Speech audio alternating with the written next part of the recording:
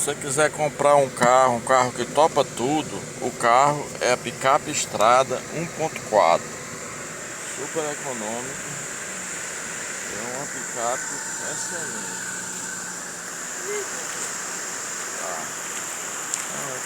Pode passar.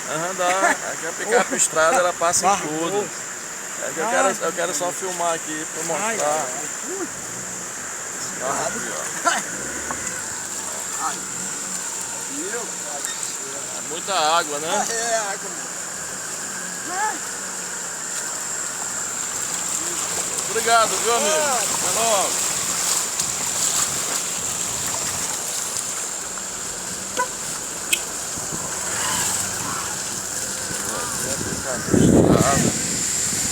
Picape Estrada é um carro especial. Se você se vê diante de uma situação dessa,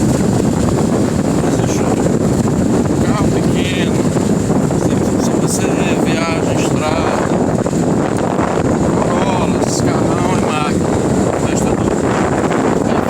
Aqui, meu amigo, só a estrada. Eu tenho muita vontade de usar o Corolla. E graças a Deus no momento eu tenho condição de comprar um Corolla. O problema é porque eu ando nesse lugar aqui, ó. Não tem como, velho. Aqui é uma picapezinha econômica e que atende minha necessidade. É a picapezinha Estrada 1.4, super econômica. A minha tá fazendo a média de 13, 14 km por litro. Sei que vai mandar até o pé, né? Com gasolina. Se andar de boa aí de 110, 120, ela vai fazer isso aí, cara. É um carro super econômico, eu recomendo.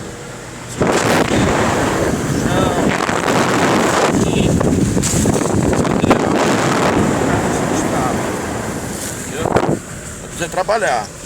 Agora, se você quiser curtir com status e tal, e dar uma de bacana aí de play aí, o Corolazão eu recomendo, é um carrão. Se Deus quiser eu vou comprar um. Mas eu acho que vai ser meio difícil eu colocar ele numa estrada como essa. Falou? Cada estrada, lembra disso aí.